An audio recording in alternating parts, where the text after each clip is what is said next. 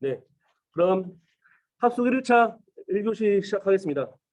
1번 문제는 매터입니다. 매터는 대부분 사람들이 잘 작성을 해주셨어요. 그런데 이거를 좀 키워드가 들어가야지 될 것 같아요. 이거 매터 같은 경우에는 예를 들어서 우리가 스마트홈을 구성하기 위해서는 스피커도 있어야 되고 냉장고도 있고 이런 것들을 각각 다른 플랫폼, 특히 제조사도 다르고 그리고 이걸 제공하는 플랫폼도 다르고 뭐 아마존도 있고 MS도 있고 하니까 걔네들끼리 서로 연동이 안 되는 거예요. 그래서 연동이 안 되니까 예전부터 나온 게 여기에 있는 올시드 얼라이언스나 OCF 같은 표준이 등장을 했습니다. 이런 표준이 등장했는데 이게 맞추는 건 사실 좋긴 하지만 제조사들 이게 서로 귀찮아요. 왜냐하면 나는 이것만 만들면 되는데 왜 표준을 만들어서 좀 귀찮다라고 다들 생각했기 때문에 이게 성공적이지 못하게 됐습니다. 그래서 이거를 좀 더 다시 그 상호 연동성, 서로 다른 디바이스와 서로 다른 플랫폼을 하나로 연결시킬 수 있는 그런 것들을 한번 만들어 보자라고 해서 지금 현재 슈퍼히어로들 있잖아요. 아마존이나 애플, 구글 같은 것들이 서로 동맹을 맺어서 서로 이제 우리 이거 만들자라고 했습니다. 그래서 2019년도 12월에 CHIP라는 이름으로 나왔어요. 그래서 그런데 이게 2021년 5월에 매터로 이름을 바꿨습니다. 그래서 매터가 됐다. 그리고 이게 다양한 스마트 기기들 간의 상호 연동성을 개선하기 위한 기술이다. 상호 연동성이란 말이 굉장히 중요해요. 일단은. 저는 키워드를 뽑자고 하면 저는 IP 기반의 프로토콜을 꼭 작성해 줬으면 좋겠어요. IP 기반. IP 기반 왜냐하면 IP라고 하는 거는 지금 뭐 OSI 7레이어부터 시작을 해서 IP는 굉장히 안정적이고 신뢰성이 있다고 지금 다 판단되기 때문에 IP 기반으로 통신하고 그런 해당 프로토콜을 사용하는 거죠.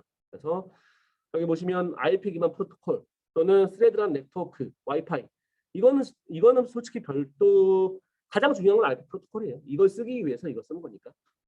그리고 멀티 어드민 같은 경우에는 이전에 말했듯이 뭐 냉장고도 있고 뭐 또 그 스피커도 있고 그것도 서로 연결하려고 하는데 그래서 이게 어드민 같은 게 있어야 될 거 아니에요. 예를 들어서 저희 AP 처음에 설치할 때 어드민 들어가서 와이파이 비밀번호 바꾸고 이름 바꾸고 하잖아요. 그것처럼 하나의 어드민이 아니라 다양한 디바이스에 같이 연결해서 관리할 수 있는 멀티 어드민이란 게 필요하고요.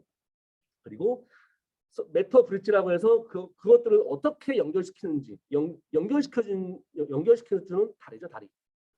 그리고 또는 하나만 더 하면 로컬 컨트롤이라고 해서 이거는 그 네트워크가 동작하지 않는 인터넷 장애시에서도 동작을 하게 만드는 게 로컬 컨트롤입니다. 그래서 첫 번째 상호 호환성 그리고 IP 프로토콜 여기 멀티 어드민 정도까지 여기까지만 저는 작성을 해주시면 좋을 것 같아요. 그래서 뭐 CES 또 뭐 여기 보면 CES 2022에서 올해 가장 주목해야 하고 잠재력 있는 기술로 매터를 선정했대요. 이런 것들은 간글령이죠, 간글령. 그러니까 CES가 주목했고 그리고 스마트홈 생태계가 확산된다라고 보시면 될 것 같아요. 이거는 한번 기대효과 같은 거를 읽어보시면 될 것 같아요. 어려운 내용은 아니니까. 2번 트래블룰입니다. 트래블룰은 그 자금 세탁 방지 때문에 사용하고 있는 거예요. 이게 트래블이잖아, 트래블. 트래블이니까 트래블은 여행이죠, 여행. 그래서 코인이 어떻게 움직이는지 다 추적한다는 거예요. 그래서 그래서 트래블 룰. 네. 그러면 정의만 보면 국제 자금 세탁 방지 기구, 국제 자금 세탁 방지 기구 요구에 따라서 그 가상 자산 업자가 100만 원 이상의 가산 이동 시에는 그때 송수신의 신원을 파악하도록 강제하는 규정이에요. 이게 정보를 저장하는 거죠. 정보를 제공해 주는 겁니다. 정보를. 그래서 이게 2022년 3월 25일부터 시행이 됐어요. 그런데 100만 원 이상 될 때 그거를 증적을 남기는 거잖아요. 송수신의 증적을 남기는데 이렇게 남기려면 그 거래소들마다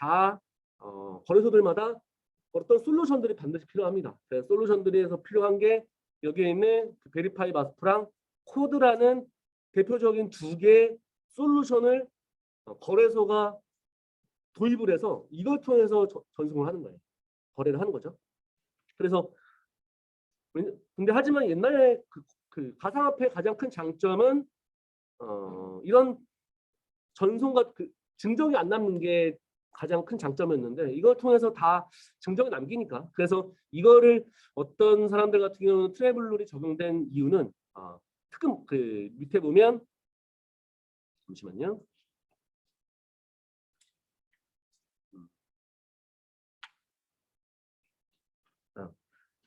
그 내년에 가상자산에 대한 과세를 하거든요. 그 과세를 정확하게 하기 위해서 그 트래블룰을 적용한다라는 말이 있습니다. 그래서 그 가상자산 과세에 대한 내용도 같이 작성해 주시면 좋을 것 같아요. 그래서 이거 그냥 단순한 개념도죠. 도입 전에는 그냥 지갑 주소만 있었는데 지갑 주소가 아니라 좀 더 디테일한 이 사람이 어떤 사람이고 30대 남성, 30대 남성, 여성 이렇게 정확한 내용까지 저장을 하고 필요할 때 제공을 해야 됩니다. 그러면 대상은 어떻게 되냐? 트래블룰에 100만 원 이상 100만 원 이상 전송할 경우에는 모두 이 룰에 적용이 됩니다. 그리고 그럼 저장될 때 어떤 게 저장이 되냐? 뭐 성명이나 이름이나 아니면은 가상자산 주소 그리고 뭐 이전받는 이런 데이터들을 저장을 하게 되어 있고 그리고 이거는 만약에 필요하면 3일 이내에 정보를 제공을 해줘야 됩니다. 다 이게 가이드에 나와 있어요. 그리고 보관된 데이터는 5년간 보존을 해야 되고 그리고 문제가 있을 경우에는 시정 명령을 한다. 이게 가장 큰 내용이죠. 그래서 여기서 제일 중요한 거는 가상 자금 세탁 방지, 자금 세탁 방지라는 내용이 중요하고 그리고 2022년 3월 25일 날 시행됐다라고 하는 거. 그리고 베리파이 마스프랑 코드. 하나만 더 하면 내년에 그 가상자산에 대한 과세까지 작성을 해주시면 좋을 것 같아요. 네. 다음은 3번입니다. 3번은 마이터 어택이요. 마이터 어택은 기존의 사이버 공격 같은 경우에는 굉장히 끊임없이 변화하고 있습니다. 변화하고 있고 점점 발달을 하고 있어요. 그래서 이거에 대한 대응을 어떻게 할 것인가 라고 해서 마이터 어택이라는 게 나왔어요. 이게 마이터 어택 같은 경우에는 비영리 연구 개발 단체 그 마이터라는 단체에서 만든 거예요. 마이터라는. 지금 현재 마이터 버전 9 네, 여기 있네요. 2021년도 4월에 마이터 버전 9가 최근에 업데이트된 겁니다. 2021년 4월에. 저희 같은 회사에서도 그 보안이 중요하기 때문에 이런 책자가 날라와요. 굉장히 두꺼운 책자인데 여기에 있는 그 매트릭이나 그 기술이나 공격들에 대해서 다 그 정리된 내용들이 책자가 있거든요. 그 책자를 회사에 제공해 주더라고요. 그래서 어쨌든 이거는 공격에 대한 대응 방식이나 어떻게 대응을 해야 되는지 또는 그 공격 기술 정보가 담긴 저장소예요. 저장소. 과거에 사이버 킬체인 한번 볼게요. 사이버 킬체인은 우리가 외울 때 보통 정무, 정악설 이렇게 외우죠. 두 있죠. 정찰, 무기화, 전달, 악용, 명령, 제어.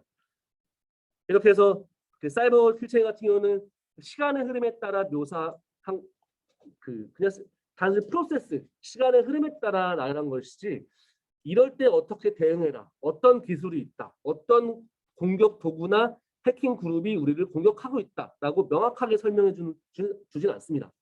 그래서 마이터 어택이 나온 거예요. 이거는 공격할 때는 어떻게 대응을 해야 되고 어떤 해킹 그룹. 왜냐하면 해킹 그룹을 알면 그 그룹에 대한 특징들이 있잖아요. 그 특징들을 분석을 해서 이 사람들은 어떤 공격 루트로 공격을 하는구나 라는 것들을 더 쉽게 파악하고 캐치할 수 있기 때문에 그런 내용까지 다 담아 있는 거죠. 그러면 마이터 어택 공격자의 행위를 공격하는 사람의 행위를 직관적인 표 형태. 실제 이렇게 표 형태로 나와 있어요.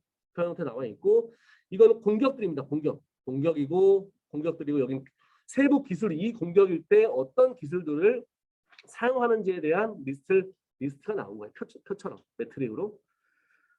그래서 그 표 형태의 구조로 정보를 제공하고 이를 통해 시스템의 공격과 기술에 관련된 공격 정보 및 대응 방법을 확인 가능하다. 이건 저장소니까 모든 공격에 대한 공격 정보들이 저장되어 있습니다. 그러면 어떤 게 저장되어 있느냐라고 보면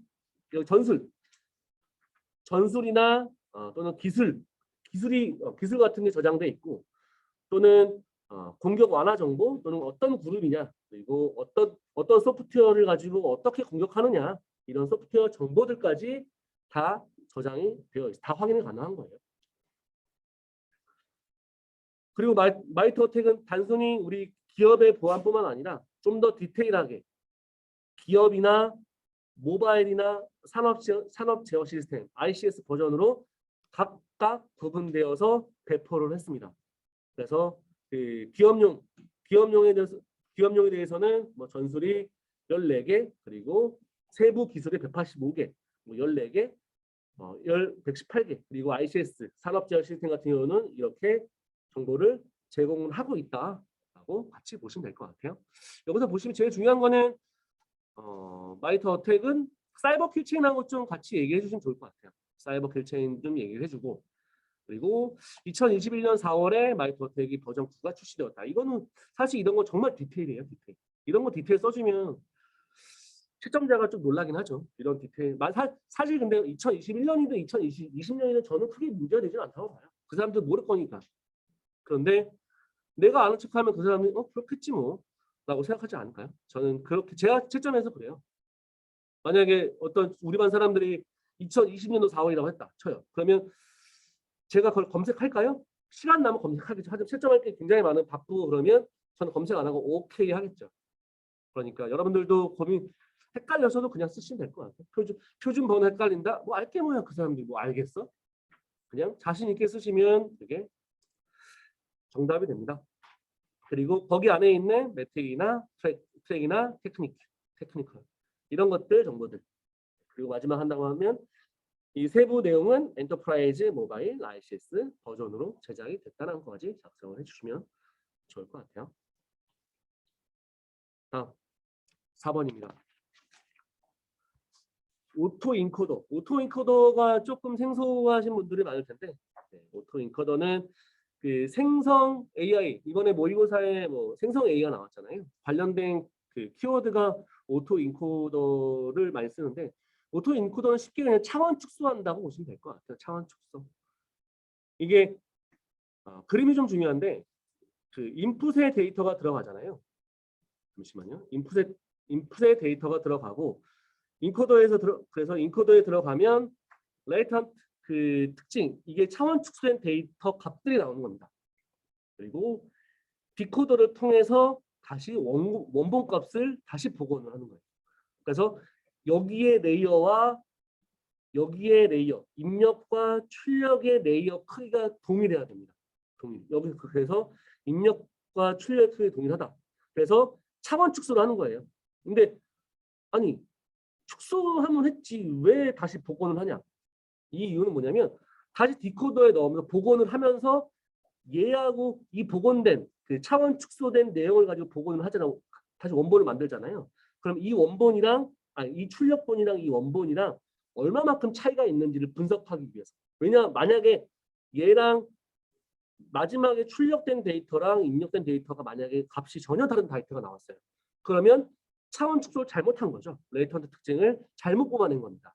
그래서 이런 강조를 좀 더 줄여가면서 이때는 뭐 아담이라는 그레디언트 디센트나 또는 뭐 MES 같은 코스트 펑션 그런 것들을 사용해서 오차값을 최소화하는 것들을 사용한 다음에 이 간극을 줄여가면서 이 특징을 잘 뽑아내려고 하는 거예요. 이 특징. 목적은 이 특징을 잘 뽑아내는 거예요. 정의를 보면 인코더와 디코더로 구성되어서 입력과 출력의 크기가 동일하도록 레이턴트 퓨처 특징, 이 차원 축소를 구하기 위한 비지도 감독 알고리즘이다. 그래서 차원 축소를 하고 차원 축소할 때는 노이즈가 제거가 된다고 합니다. 그래서 노이즈 제거란 말도 굉장히 중요하고요. 차원 축소랑 노이즈 제거가 거의 어떻게 보면 한 쌍이라고 보시면 되고 여기에 그림이 입력하고 출력할 때 동일하다라는 느낌으로만 그려주면 될 것 같아요. 제가 봤을 때는. 이거는 크게 그런 느낌으로 작성을 해주시면 될 것 같고요. 또한 차원 축소 과정을 통해 입력 데이터를 잘 압축하는 레이턴트 피처를 얻고자 하는 것이 목적이다. 네. 그리고 구성 요소 볼게요. 그러면 구성 요소에는 인코더, 디코더 아까 전에 필요했었죠. 구성도에. 그리고 레이턴트 피처 같은 경우에는 차원 축소된 값입니다. 자, 그 뽑아낸 값, 특징을 뽑아낸 값이고, 그리고 매니폴드 러닝 같은 경우에는 차원 축소하는 방법이에요. 이거는 알고리즘. 이 알고리즘을 통해서 이 학습 방법을 통해서 레이턴트 피처를 뽑아내는 거죠. 얘는 세트죠. 매니폴드 러닝. 얘를 통해서 이 특징 값을 뽑아낸다. 가장 중요해요. 이 두 개가 가장 중요해요. 인코더, 디코더는 당연히 들어가야겠죠.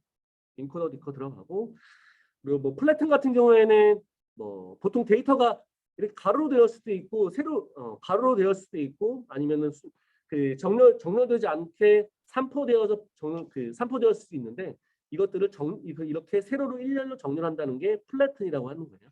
근데 뭐 이것까지 외워서 작성해 주시면 좋긴 한데 더 중요한 거는 이 특징과 특징을 줄일 때 사용하는 매니폴드 러닝이 가장 중요합니다. 그리고 MSE 이거는 뭐 그 코스트 펑션 같은 손실 함수죠. 입력값과 오차값을 측정하기 위한 함수. 그리고 우리는 흔히 공부할 때 그레디언트 디센트를 많이 사용하잖아요. 코스트 펑션을 구하기 위해서 그레디언트 디센트라는 걸 통해서 어디가 최소화하는 건지.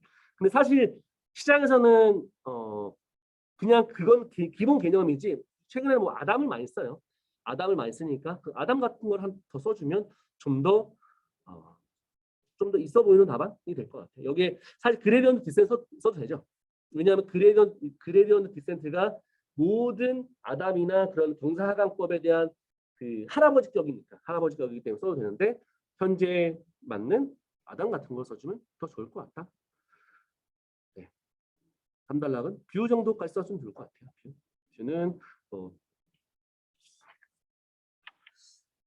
다음은 스핀락입니다. 이게 스핀락도 실제 모의고사 실제 시험에서 동식성 기법이 굉장히 많이 나와요. 뭐 세마포어 그리고 뮤텍스 모니터 굉장히 많이 나옵니다. 그 같은 계열 중에 하나이기 때문에 좀 더 정확하고 명확하게 이런 것도 정말 디테일 싸움이에요. 이거는 단순히 그냥 기다렸다가 락하고 이게 토픽에서 유추할 수 있잖아요.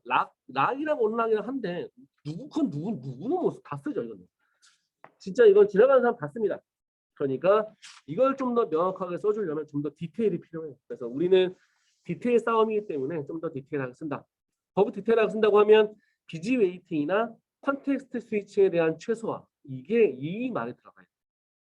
왜냐하면 임기형에 들어갈 때 누가 쓰고 있으면 보통은 슬립을 합니다. 슬립을 하는데 슬립을 하고 있다가 다시 그 임기형이 비어있어 내가 들어가려고 하면 이게 오버헤드가 생겨요. 컨텍스트 스위칭이 발생을 해야 됩니다. 왜냐하면 내가 자고 있다가 일어난 거니까. 우리도 인간도 자고 있다가 일어나면 눈곱 띄고 기지개를 피우고 물도 마셔야 되잖아요. 그런 오버헤드가 발생하기 때문에 오버헤드가 발생하지 않게끔 이 임기 영역 밖에서 계속 움직이고 있는 거예요. 계속 돌고 있는 거죠. 그래서 얘는 바빠. 아주 바빠. 그래서 바쁜 대기입니다. 웬만하면 영어로 써주세요. 아주 바쁘. 그래서 비지 웨이팅이라는 그림까지 꼭 작성해 주시고. 그런데 그러니까 비지 웨이팅이고 또 문맥 교환이 최소화가 되는 거죠. 왜냐하면 문맥 교환이 발생하지 않는 거예요. 네. 다음 하나 정도 더 써주면 만약에 이 밖에서 기다리고 계속 비지 웨이팅을 하고 있어. 루프로 돌고 있는 애가 있어. 그런데 이 임기영 안에 있는 놈이 엄청 오래 자원을 잡아먹고 있는 거예요. 그러면 얘는 계속 밖에서 돌고 있어요. 그러면 자원을 더 많이 써. 그래서 짧은 크리티컬 세션에 유용하다. 짧게 업무를 하는 자원일 때 유용하다는 것도 같이 좀 알고 계시면 좋을 것 같아요. 한번 읽어보면 제가 말씀드린 게 전부예요. 뭐 CPU를 선점하지 않고 있는 비지 웨이팅 상태로 대기하기 때문에 권한이 해제되면 컨텍스트 스위칭이 발생하지 않고 빠르게 작업을 수행할 수 있는 장점이 있지만 임기의 영역이 오랜 시간 동안 언락되지 않으면 누가 계속 너무 오래 사용하면 그 시간 동안 계속 CPU를 점유하고 있어. 얘가 비지 웨이팅하면서 CPU를 점유하고 있어서 다른 스레드가 사용하지 못하기 때문에 오버헤드가 전달함으로 짧은 크리티컬 섹션에 효과적이다. 작성이 들어가면 될 것 같아요. 그리고 여기에는 이런 명령어들을 사실 스핀락에서 차별화할 수 있는 건 보통 작성을 대부분 하신 게 이거 비슷하게 그림 그리고 메커니즘 설명을 많이 하셨더라고요. 저는 메커니즘도 중요하지만 사실 메커니즘은 눈에 저는 개인적으로 별로 안 띄긴 해요. 그림으로 충분하기 때문에. 그러니까 이거 좀 잘리나요? 좀 잘리네요. 네. 그래서 좀 더 의미 있는 실제 그 리눅스에서 스핀락을 동작할 때 뭐 이닛 초기화시키고 스핀 락을 하고 언락을 하고 그리고 인터럽트 시키고 이런 용어들이거든요. 그래서 사실 한 3개 정도만 저는 3개 정도만 갖고 와도 좋을 것 같아요. 그래서 제가 아마 대부분 사람들도 한 3개 정도 썼더라고요. 저는 3개만 해도 충분합니다. 충분하고 그런 디테일들을 조금 더 챙겼으면 좋겠어요.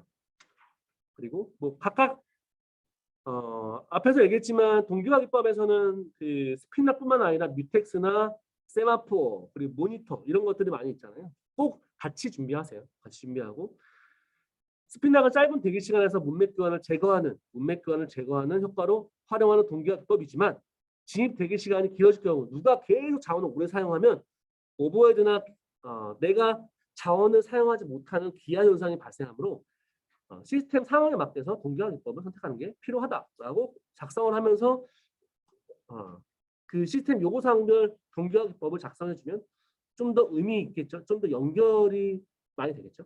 그래서 뭐 락이 짧은 경우, 좀 전에 지금 스핀락 같은 락이 짧은 경우는 스핀락을 쓴다. 또는 뭐 인터럽트에서 락을 사용할 경우에는 뭐 스핀락을 쓰고 그 스핀락 슬립할 필요가 없는 경우에는 뮤텍스 쓴다. 그래서 이런 것들까지 작성해 주시면 좀 더 의미 있는 답안이 될 것 같습니다. 그리고 MRC. MRC는 이게 리딩이니까 뭐 대부분 대응을 잘 해주셨어요. 리딩 이해 뭐 이런 식으로 잘 써주셨는데 이거는 MRC는 질의응답 시스템입니다. 인공지능을 활용한 질의응답 시스템. 그러니까 검색 엔진에서 많이 쓰는 거죠. 검색 엔진에서. 보면 주어진 문서를 컴퓨터가 읽고 이해하여 질의에 대한 답을 찾아 제시해주는 AI 기반의 질의응답 시스템이다. 과거에 보통 우리가 검색을 구글이나 그런 검색을 할 때 보통 키워드 중심으로 검색을 해야지 뭐 더 잘 되잖아요. 예를 들어서 구어체라고 하죠. 그냥 우리가 일상생활에서 하는 거. 예를 들어서 제가 만약에 핸드폰을 하는데 핸드폰이 갑자기 그 홈 버튼이 안 눌러요. 안 눌러져요. 그러면 저희 구글링에다 만약에 핸드폰이 홈 버튼이 안 눌러져요. 라고 검색하면 이게 최근에는 근데 구글이 너무 잘 이해하니까 구글처럼 잘 이해하는 네이버는 1도 이해 못하죠. 이런 시스템이 전혀 들어가지 않아서 그래요. 이런 시스템이. 그런데 그래서 어쨌든 우리는 만약 네이버 기준으로 한다고 하면 네이버 같은 경우에는 우리가 쓰는 구어체 이렇게 뭐 엄마야 누나야 강변 살자라는 것처럼 좀 편안하게 쓰면 검색이 안 됩니다. 키워드 또는 뭐뭐다 명사형으로 끝나야지만 검색이 되는 경우가 굉장히 많아요. 그래서 이것들을 조금 더 편하게 검색을 할 수 있도록 만드는 게 MRC 질의응답 AI 질의응답 시스템입니다. 그래서 이것들을 학습하기 위해서 이제 에듀에서 만든 게 코커드라고 해서 이런 데이터 학습 셋을 만들었어요. 그래서 에듀에서 만들어서 이것들을 통해서 너네 학습해라고 우리나라 말로 된 것들을 정리해 놓은 거죠. 그래서 만약에 그런 질의응답 시스템이라고 알고 계시고요. 그림은 뭐 보시면 돼요. 이거는 크게 의미 없는 거 아닙니까? 근데 여기서 뭐 전이학습, 프리트레이닝, 뭐 트랜스포머, 버트 이런 것들은 자연어 분석이잖아요. 자연어 처리니까 들어가는 게 맞죠. 그런데 꼭 들어가야 되는 건 아니에요. 근데 하지만 여기서 꼭 들어가야 되는 건 뭐냐면 스팬 트랙션이랑 그리고 크로스 테스트. 여기 보면 그 스팬 익스프레션 익스트랙션 같은 경우에는 답변을 도출하는 기술입니다. 어떤 그 질문에 적절하게 답변을 도출하는 기술을 스팬 익스트랙션이라고 하고, 그리고 이거 같은 경우는 내용을 이해하는 거예요. 이게 클로즈 테스트, 클로즈 테스트. 그래서 전 이거 두 개를 만약 쓰면 표의 상단으로 쓰시고 뒤에 있는 뭐 버트나 트랜스포머, 뭐 어텐션, 프레트레이닝 이런 것들을 뭐 하단에 작성해 주시면 더 좋을 것 같아요. 이거는 사실 이거는 자연어 처리하기 위한 그냥 부가적인 키워드가 되겠죠. 실제 키워드는 이거고요. 실제 시장에서도 좀 더 검색 엔진에 똑똑한 검색 엔진을 만들기 위해서 지금도 많이 이런 것들 적용하려고 하고 있어요. 그래서 구글이 점점 더 발전을 하고 있는 거고요.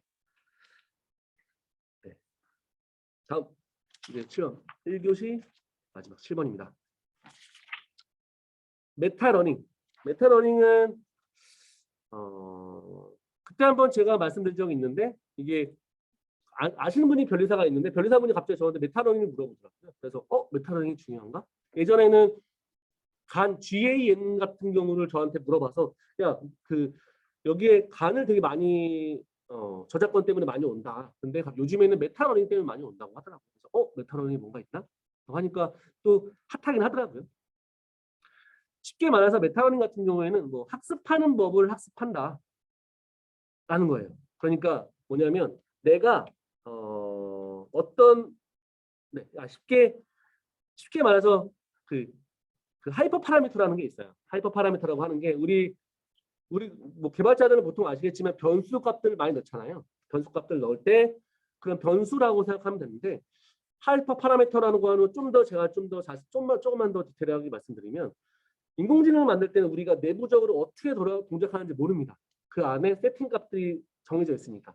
그런데 이런 에폭이나 러닝레이트 값들을 어떻게 설정해 주느냐에 따라서 성능이 달라져요. 그래서 뭐 무차값을 찾아가지고 다시 백프로파게이션 돌려서 가중치를 조정을 한다라고 저희는 알고 있잖아요. 그러니까 그 가중치 변경하는 게 그런 게 앞에 있는 하이퍼 파라미터를 변경하는 솔직히 이 튜닝 개선할 때 보통 그런 것들을 많이 쓰거든요. 그래서 보통 성능 개선할 때 하이퍼 파라미터를 많이 고치죠. 그런데 하이퍼 파라미터까지도 알아서 얘가 해주는 거예요. 하이퍼 파라미터까지. 오토 러닝이 있어요. 오토 ML이 있는데 오토 ML이 나오면 사실 오토 ML이랑 하이퍼 파라미터 여기 메타 러닝이랑은 같은 놈이라고 보시면 될 것 같거든요. 오토 ML을 하기 위해서 나온 게 메타 러닝이에요. 메타 러닝이 어떻게 보면 더 뿌리죠. 뿌리고 이걸 가지고 오토러닝이 개발이 되는 겁니다. 그러니까 메타러닝 답안지 쓸 때는 솔직히 동치로 같이 쓰시면 되고요. 근데 만약에 좀 더 디테일하게 나오면 메타러닝이 더 세부 디테일한 거고 이걸 가지고 오토러닝이라는 걸 한다. 꼭 보시면 될 것 같아요. 네. 보시면 그러면 메타러닝 할 수 있는 그 유형이 있어요. 여기에는 반드시 들어가야 되는 게 이 세 개 유형이 있습니다. 매트릭 기반으로 학습하는 방법이 있고 모델 기반으로 메모리 기반으로 학습하는 방법이 있고 그리고 옵티마이제이션 최적화 기반으로 학습하는 방법이 있어요. 그리고 이 방법마다 각각에 대한 알고리즘도 있어요. 매트릭 기반에서는 샵 네트워크라는 것들을 사용하고 그리고 모델 기반에서는 MAN이라는 그 알고리즘을 사용하고요. 그리고 마지막에 최적화 베이스러닝 같은 경우에는 MAML이라는 알고리즘을 통해서 메타러닝을 학습시키는 겁니다. 그래서 이 유형과 알고리즘이 제가 봤을 때는 제일 중요해요. 그리고 퓨전 러닝 또는 오토ML이나 GPT-3 같은 경우도 같이 써주시면 좋을 것 같아요. 가장 중요한 거는 아까 그 세 개라고 보시면 될 것 같습니다. 네, 다음 이것이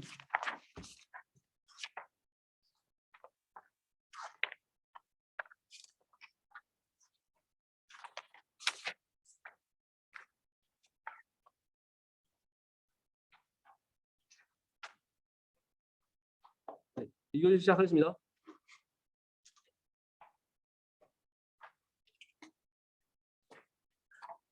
최근 가상 자산에 대한 문제가 굉장히 많이 발생을 하고 있죠. 그래서 정부에서는 디지털 자산 기본법이라고 지금 만들려고 하고 있다고 해요. 디지털 자산 기본법이다.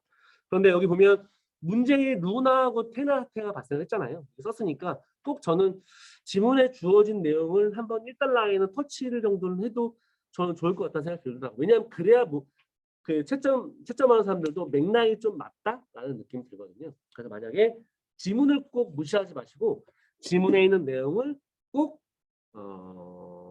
여기에다가 썼으면 좋겠어요. 일단 왜 만들어졌냐? 네.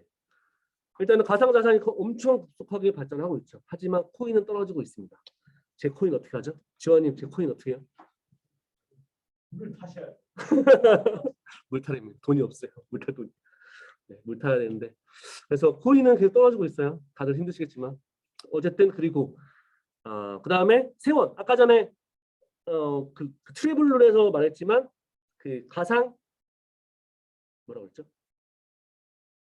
그 세금 부과한다라고 해서 세금도 부과하고 그리고 실제 국제적으로 많이 규제를 강화하고 있어요. 그 피해도 증가하고 있고 이러니까 디지털 자산 기본법이 만들어진 거죠.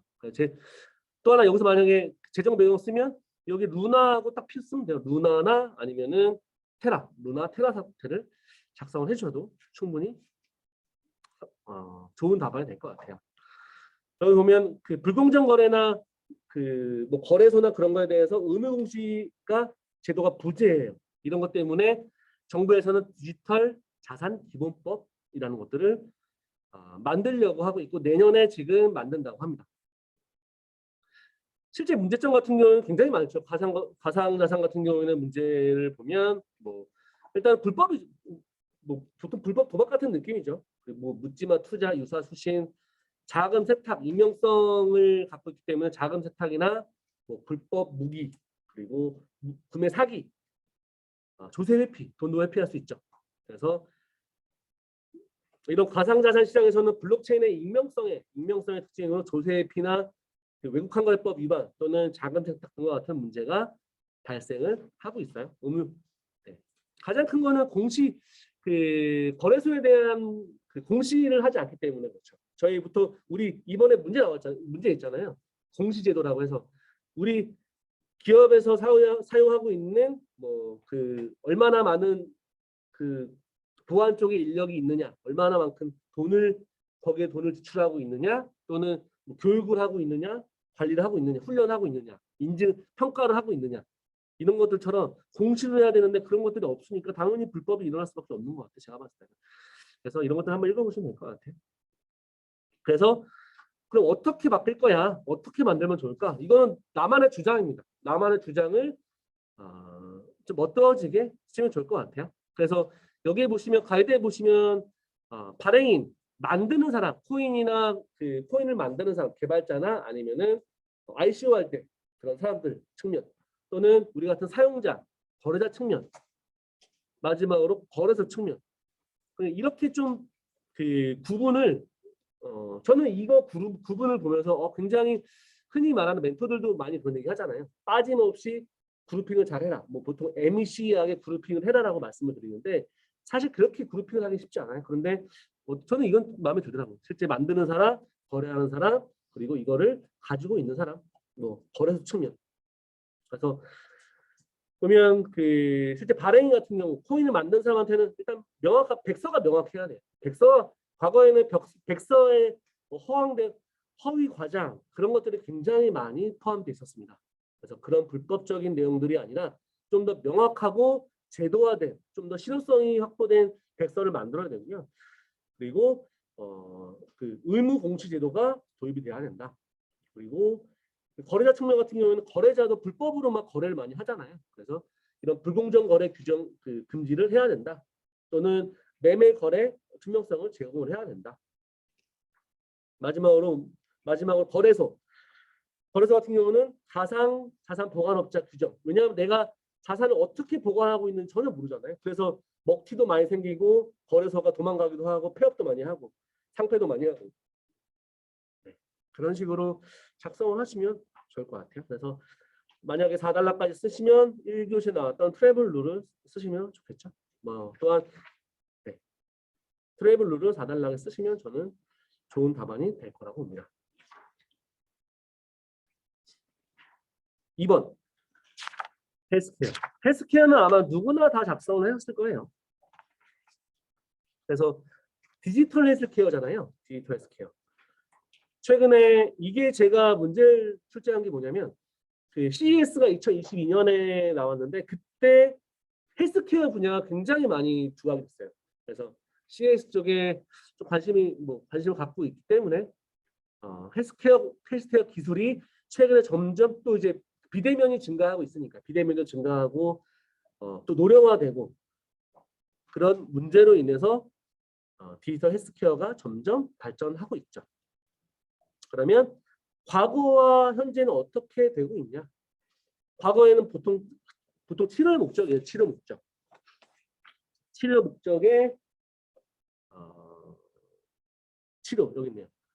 그 과거의 치료 병원 중심에서 사전 예방, 건강 관리, 맞춤형 헬스케어 등 4P 이런 거 좋죠. 예방, 예측, 개인 맞춤, 참여 중심으로 패러다임이 전환되고 있다. 결과적으로는 그 치료 중심에서 예방 중심으로 의료가 변화되는 거예요. 이런 클라우드나 IoT나 AI나 이런 기술들을 통해서 치료에서 예방 중심으로 아프지 않게 예방 중심으로 변하고 있다. 패러다임이 전환되고 있다라는 내용을 1단락에 작성을 해주시면 좋을 것 같고요. 디지털 헬스 같은 경우는 그런 인공지능 기술, 이런 빅데이터나 인공지능, 블록체인 이런 기술을 통해서 실시간으로 모니터링하고 관리하는 맞춤형 진료, 예방, 예측 가능케 하는 지능형 서비스다. 엄청 좋죠 내용이. 그래서 2021년 그 조사에 따르면 코로나 이후에 유망 신사업으로 1위가 헬스케어예요. 1위가 헬스케어고 2위가 교육, 3위가 AI 이렇게 차지할 정도로 헬스케어 이쪽 부분은 굉장히 활성화를 기대를 하고 있다는 부분이죠. 그래서 디지털 헬스케어를 기술을 보면 아직 제가 측정을 안 해서 모르겠는데 사실 위에 보면 여기에 인공지능 빅데이터 클라우드 이거 솔직히 기술 안 들어가는 부분이 어디 있어요? 이건 다 들어가죠. 그렇죠. 그러니까 네. 이거를 중심으로 쓰면 안 됩니다. 이걸 중심 쓰면 안 되고 그거보다 좀 더 그 헬스케어에 맞는 청진기, 디지털 청진기나 혈압계, 뭐 디지털 치료제. 요즘에 디지털 치료제라는 말이 많이 나와요. 그리고 청진기, 혈압계, 그리고 그런 플랫폼 EHR이나 PHR, 그 표준 이런 것들을 같이 써줘야 실제 진짜 디지털 헬스케어 기술이거든요. 그런데 나는 진짜 난 쓰고 싶은데 이런 것들이 잘 모르겠어. 진짜 난 모르겠어. 그럼 어떻게 쓸까요? 저는 저희 우리 반 사람한테 얘기를 하죠. 만약에 클라우드랑 IoT, AI, 블록체인 이거밖에 모른다. 이럴 때는 어떻게 쓰냐? 헬스케어 클라우드, 헬스케어 IoT, 헬스케어 AI라고 쓰면 좀 더 AI 기술 같아. 몰라도. 근데 그렇게 하면 이제 뽀록 나긴 하죠. 자세히 보면.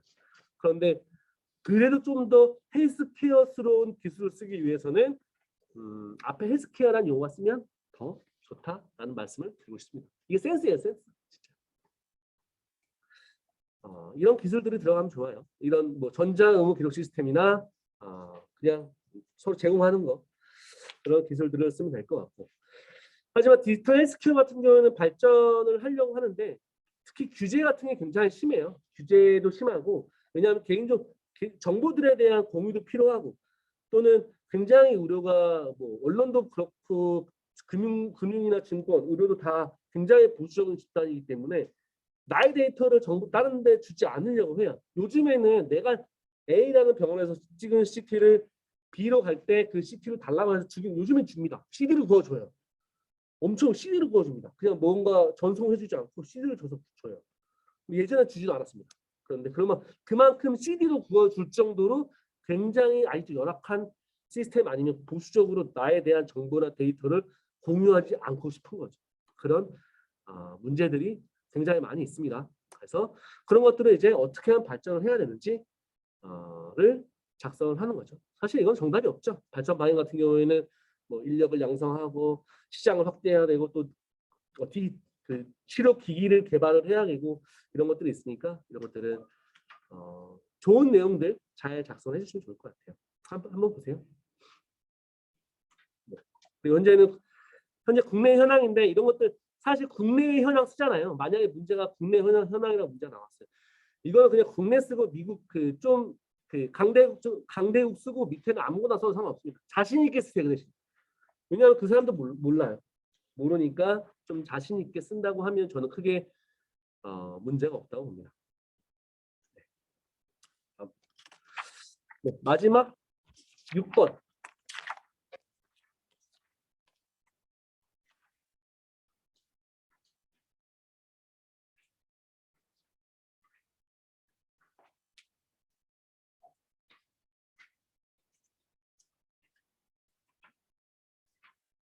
인공지능 엮기입니다.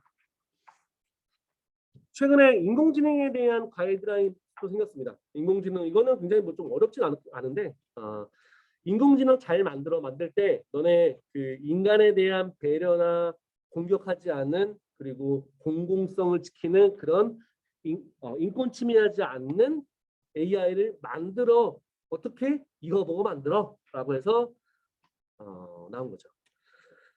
왜 특히 이게 나온 게 뭐 AI 챗봇 같은 경우 있잖아요. 이루다 사건이 가장 큰 이슈가 같아요. 그 이루다 논란에서 볼 수 있듯이 AI로 인한 이런 차별이 발생하기 때문에 AI 기술의 안정성에 대한 사회적 신뢰도가 좀 충분하지 못한 상황이니까 이걸 좀 더 법제화시키기 위해서 국가인권위에서 25조 1항의 규정에 따라 권고를 합니다. 25조 국가인권위원회법 25조 1항의 인권 침해와 차별을 방지하기 위해서 만든 게 인권 가이드라인입니다. 그럼 어떤 문제가 있느냐?